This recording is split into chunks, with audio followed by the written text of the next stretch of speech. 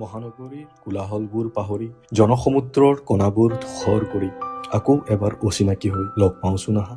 তোমাৰ ৰদে পুৰা গাল দুখনি, মিচিকীয়া হাঁহি, কাজল সনা চকুজুৰিত লাজ লাজ ভাৱেৰে প্ৰথম চিনাকি। বিশাল কংক্ৰিটৰ ঘৰবোৰৰ ছাঁতে ৰখি আকৌ এবাৰ অচিনাকি হৈ লগ পাওঁচোন আহা।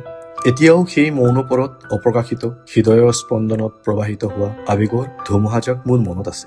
আজিও তোমাৰ কৌতূহলী চকু আৰু গুলপীয়া উদ্দুতাৰ লাজুক হাঁহি, যি সকলো পাহৰি তোমাতেই স্তব্ধ হৈ খোপনি পোতা ক্ষণটি মোৰ মানসপটত সজীৱ।